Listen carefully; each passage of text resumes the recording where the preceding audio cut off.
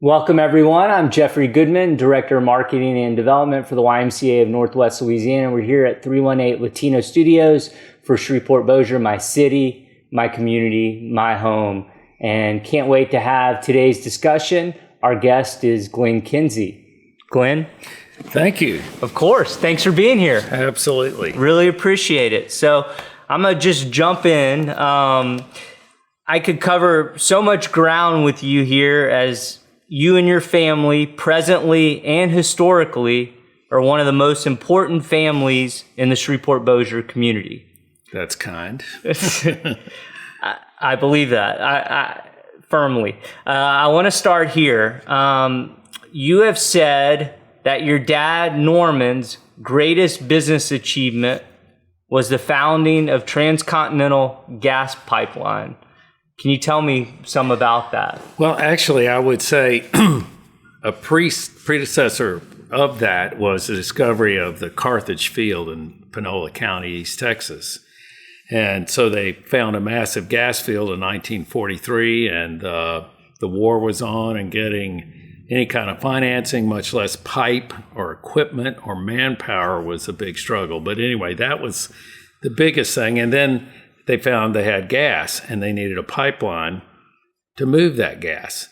And so that led to, actually, at the end of the war, the Big and Little Inch was a federal pipeline that moved oil from the Gulf Coast to New York for the convoys going to Europe, because the Germans were sinking all our subs in the Gulf and up the East Coast. So they built this pipeline. End of the war, they made it surplus, put it out for bid.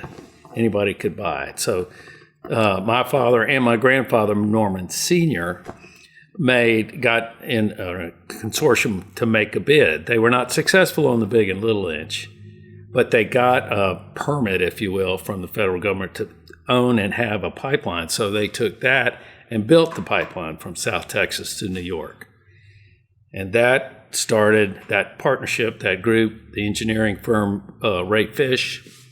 They built 4 other pipeline systems: Texas El Paso, Pacific Northwest, which is in the Seattle area, Peoples Gas in Chicago, and Piedmont Gas, which was in the Carolinas, North South Carolina.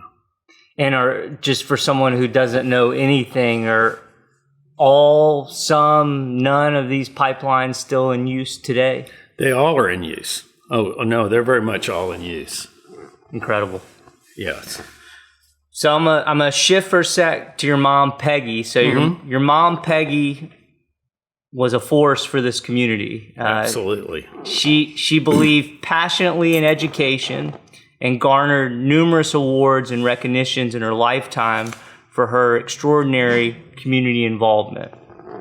My question is can you tell me about Peggy and some of her incredible work to make our community better? Sure.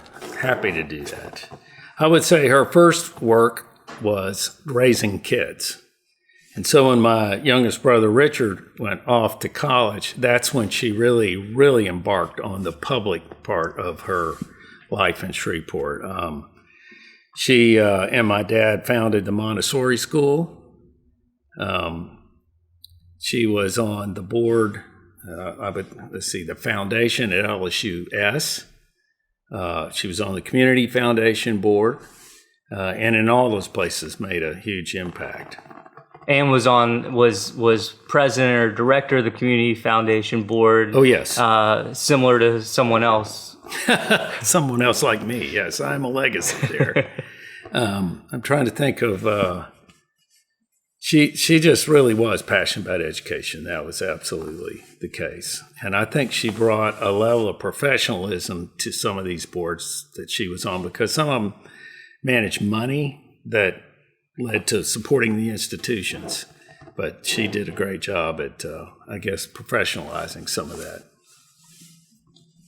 And together, just to kind of level set for people, together with your siblings, if I get any of this wrong, let me know. But together with your siblings, you own and manage Kinsey Interests, a family office active. This is a super long question, too. A family office active in oil and gas, real estate, timber and public and private equity that's based here. Yes.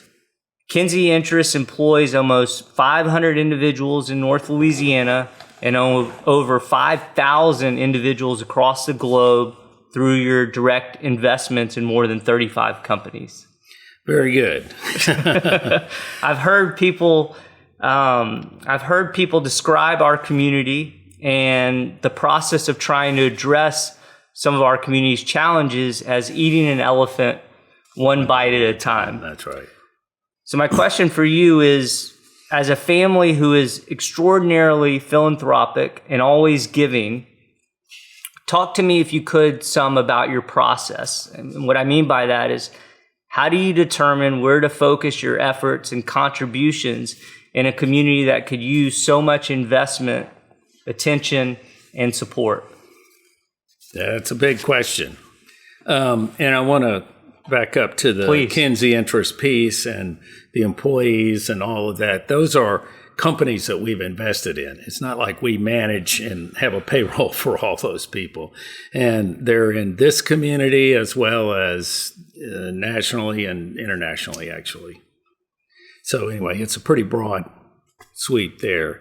I would say because the family is diverse, and we use the Community Foundation and advised funds is a major way that we go about that. So we give to the foundation, and then the requests are endless, let's just put it that way. So you have to prioritize that. Some of them, my brothers and I, may have our own individual causes. My brother Chris is on the Trinity University board, so that becomes a major focus for him. Which is where he went to college. Yeah, that's where he went to college, that's right, and he's on their board today. By being on the Community Foundation, I see a lot of different organizations, and I see who has needs and who's efficient and effective at addressing their needs. And you want to try to move the needle, is what you're trying to do. My focus right now would be early childhood education in general, but I think early childhood education is how our community here is going to be able to change, if you will, bend the curve, because these kids, if they enter school, kindergarten, behind, they're always behind, and they end up being dropouts, and then they end up with too much time on their hands and get into trouble. And it leads into, the gang violence and prison and all of that, and being underemployed because they don't have good education. So I just think that's the way that we can lift our community. I'm going to keep going. Yeah, Get please. The horse here. Did I answer your question? Yeah, so as a family that is diverse, as you said, Yeah. Do you guys get together once or twice a year? Just I want to be a fly on the wall. I want to be a part of this process for a second. What does that look like for someone who has never seen that in action? Well, I would say we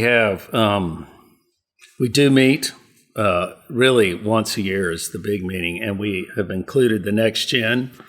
I'm Generation 3. Gen 4 is, there's 8 of them, and they live from Chicago to Washington State to New Orleans. We did have some in Charleston. Anyway, we're spread out. So we give those. Is there anyone Gen 2 still with us? There is not. Okay. There is not. That would be my father's generation. Okay. So we get together once a year and we ask the next gens, we give them $50,000 that they can give, and then they find what they want to give to in their own communities where they live, and then they pitch each other. And then they've got to come and tell us what they want to do, and they have to pitch us. So they have 2 pitches in that, and then we make decisions, and that's where those gifts go. capital campaigns tend to stack up on us. There's 3 of them right now, kind of leaning on me. And so... and when you say capital campaign, just define, if you wouldn't mind, what that is for someone. Sure. This is not an annual operating expenses from an organization. They are trying to build a building or move their endowment forward, or these are large gifts is what they want to do. Generally, anyway, so does that answer the question? Perfect. They're large gifts. Okay. It's not everyday operational things, capital in nature. So we will put all those on the table as a group. And, my brothers may also have those sorts of ideas. And we'll put them on the table and talk about them. And how many days is this annual meeting where everyone is to get? How many days how many days does that take place? I'm going to say COVID blew it up, but it was a week. Okay. And primarily it was to have half fun and half business. So we'd spend half a day with a counselor or advisor, or however you want to put it, referee, a teacher, all of those sorts of things, that role that person would play. So we're educating the next gen. We're also talking about transitional issues of going from my gen to the next gen. And is this something that the third gen invented, or is this the way the first gen and the second gen went about allocating gifts? Well, we certainly didn't invent the process, but we were the ones that instigated it. Okay. And I'll give my brother Richard credit for that, because we were coming to a transition with my father, and there's 3 boys, and I think he came from the generation, it's kind of a top-down, goes to the crown prince, the oldest male. That would have been me, and my brothers are going, I don't know if I like that idea. So we developed a way that all 3 of us work in consensus. But that process was done by bringing in a counselor. And so we've done that. We started off like 3 or 4 times a year for 15 years.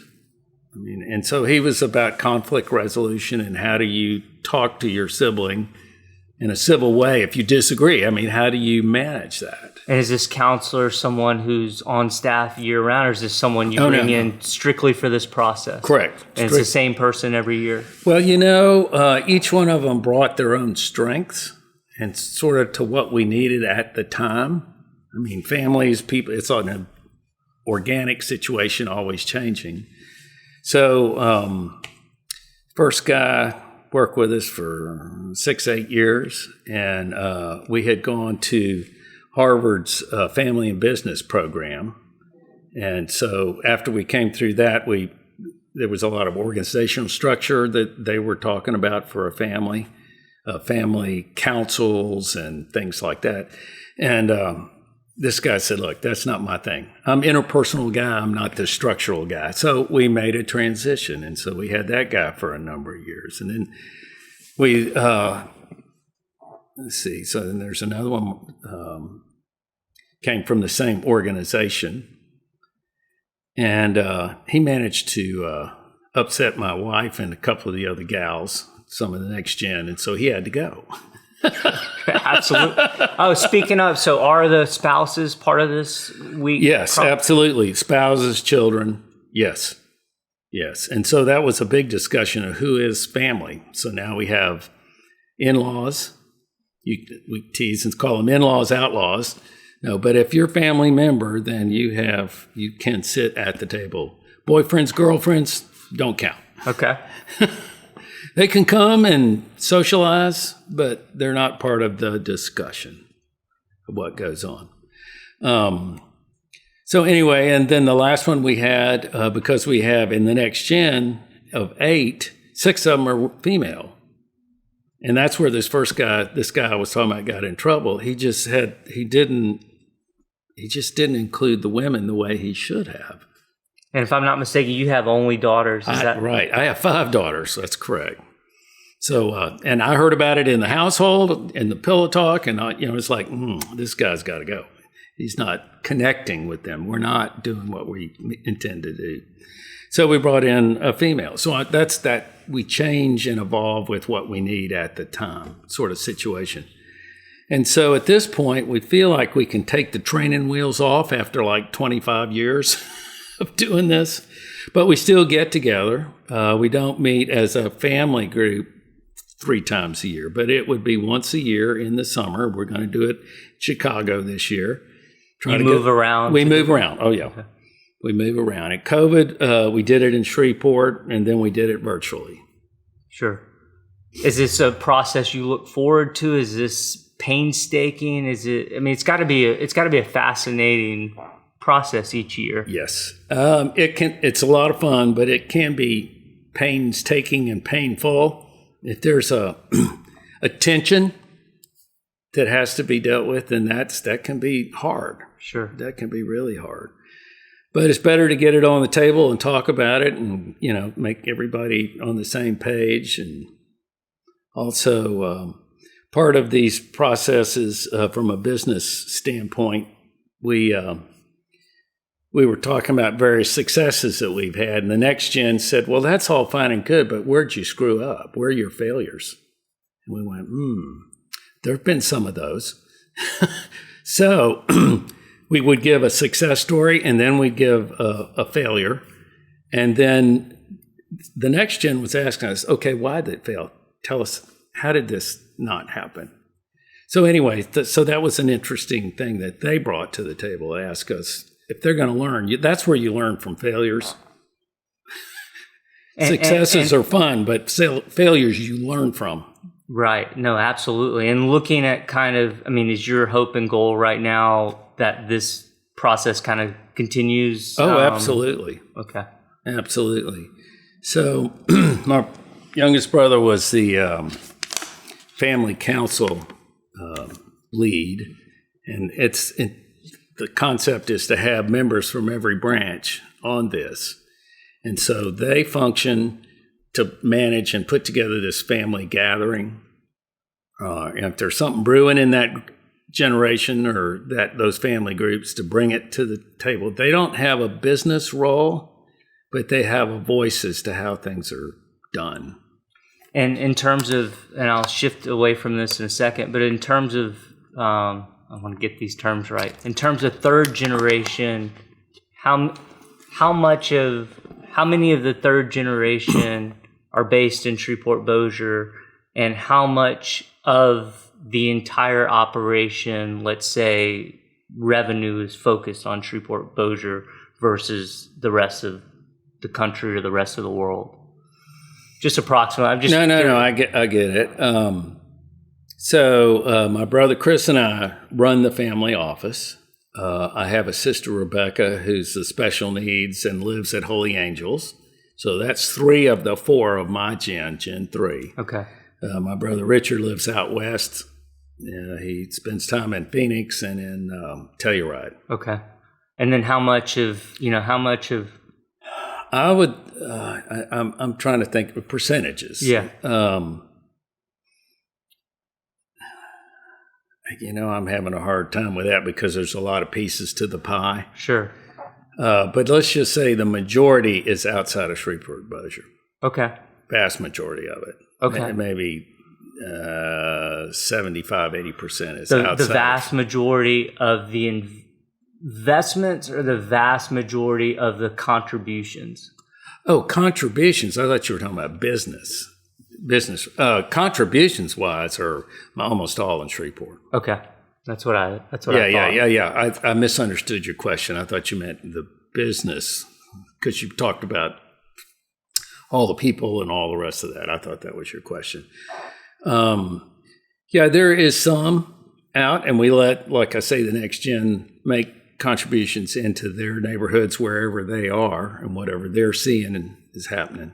But most all of it happens here. All right. Well, I'm going to do a dynamic shift for a second in the conversation. So this from previous conversations that you and I have had, that I'm a huge fan of the documentary you helped put together several years back. So what I'd like you to do is to tell me a little about the Soundbreaking project, how that came about, and your involvement in it. Sure. So Soundbreaking was a show that was put together for PBS. It was an 8-part series, 8 episodes, if you will. And it was driven by Sir George Martin. He was very interested in for people who don't know who that is. He was the producer of the Beatles. Okay. So he wanted to tell the producer's side of the other side of the glass, not the performance side of the glass, but the studio side, and how that happened and how that got put together. And of course, his story was incredible in that he has one really great line in there that he says that when he first started right after World War II is when he first worked and got into this business. And he said, my job was to exactly replicate the sound that was being played. That was his goal. And when he got to the Beatles, they started playing with sound, taking sound apart, speeding it up, moving it over, overdubbing, adding tracks, doing all sorts of things where the music was created by all the sound elements that went into it, not just the instruments or the vocals, but there's like the vocals. I forgot which song it was, but they had the 3 Beatles. Ringo didn't sing that much in the harmonizing. But so he laid down a track of the 3 of them harmonizing, and then they slightly changed their pitch, and he did that 3 different times. So there were 3 guys singing, but it sounded like a choir.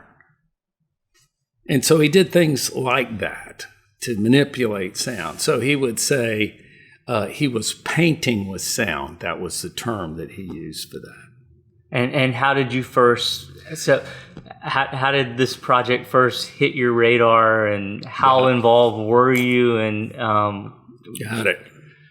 So some of the producers of the program that were putting it together were partners of ours in a previous endeavor. So work with them. We knew them. They came, knocked on the door, and they had some capital drop out right in the middle of their project.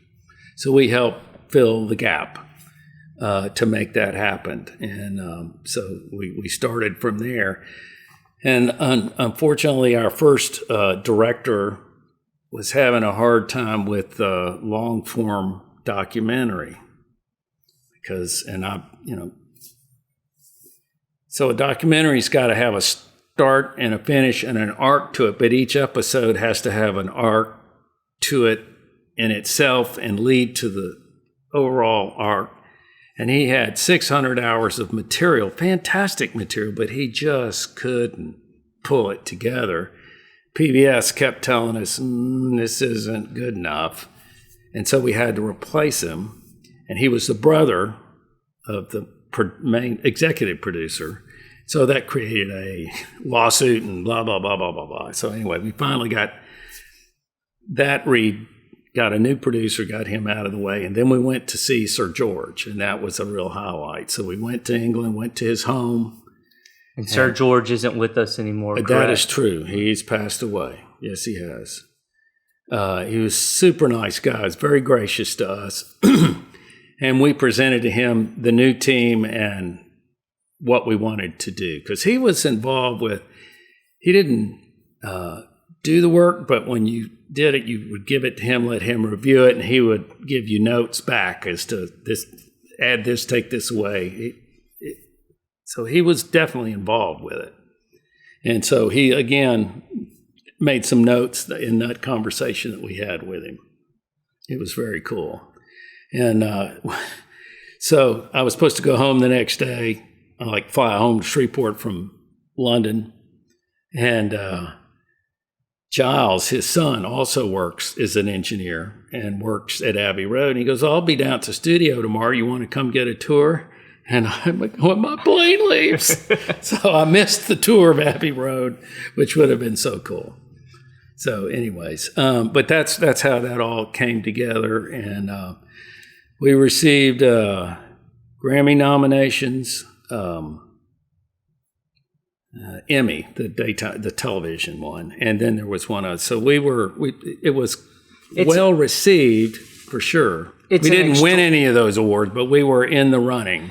It's an extraordinary documentary for anyone out there who has any interest at all in the history of rock music or pop music or music engineering and recording. Highly encourage everyone out there to seek this out. If anyone in this world made it, they would be proud of it. And just the number of musicians who are interviewed and who appear in it is just it's endless, mind-boggling. It is mind-boggling, and I would say a number of them have passed away as well. Yeah, wonderful piece. Yeah. So thank you. Yeah, absolutely. So I'm down to my last formal question for you.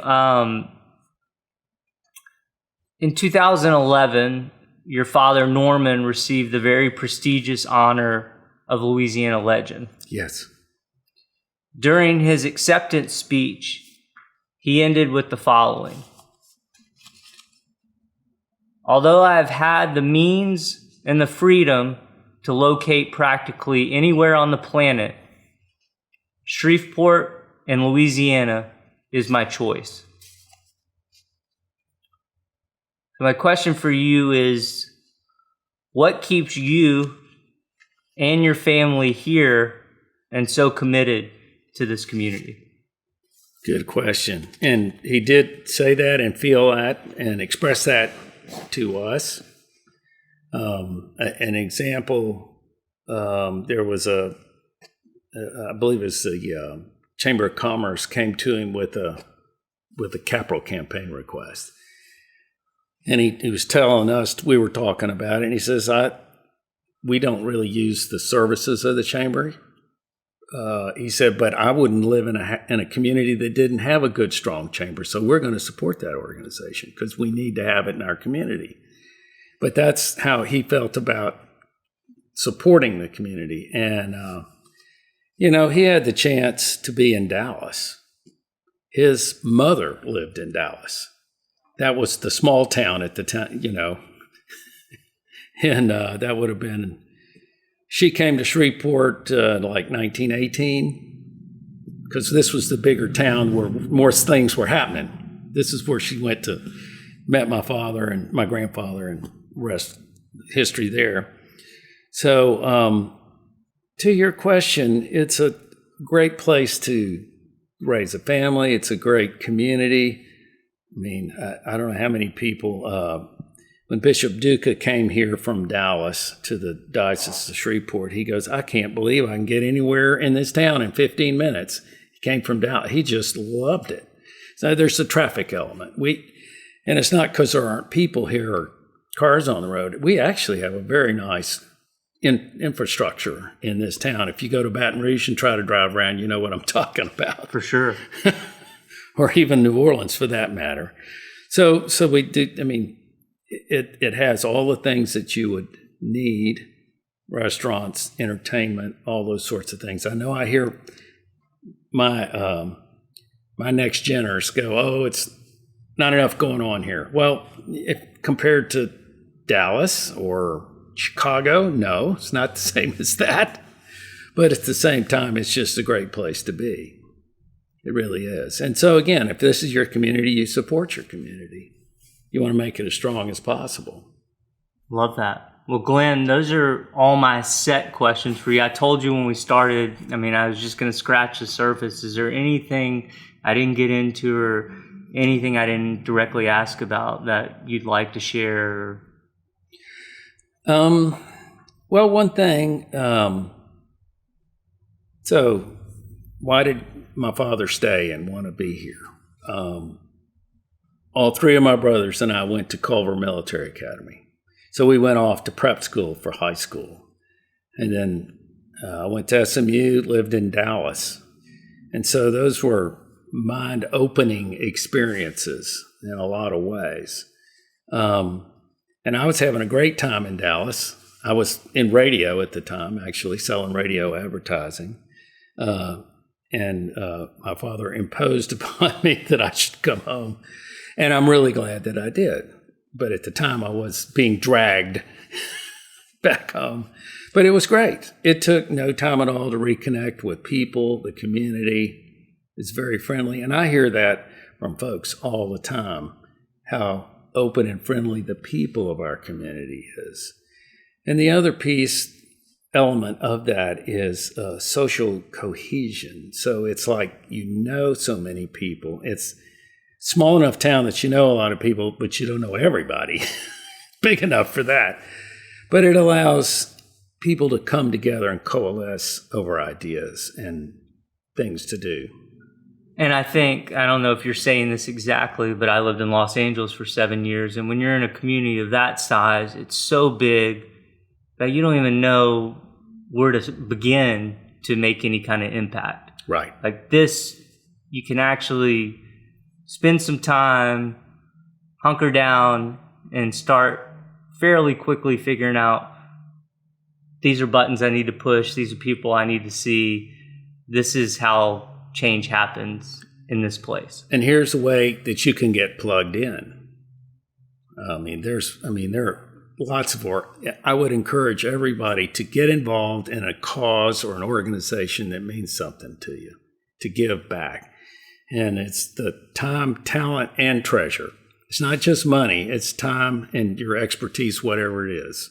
If you're an accountant, that's fine. If you're a counselor, that's good. Whatever your skill set is, to give that back is a really important thing to do. Completely agree. Is there anything else I didn't cover? My whole life? No, I'm fine. I'm good. I'm teasing you. Well, Glenn, thanks for being here. This community is so lucky to have you, so lucky to have your family, and really appreciate, I know how many things you're involved in. I really appreciate you making the time to be with us. My pleasure. Thank you, Jeffrey. Absolutely. Appreciate it. Absolutely. Bye.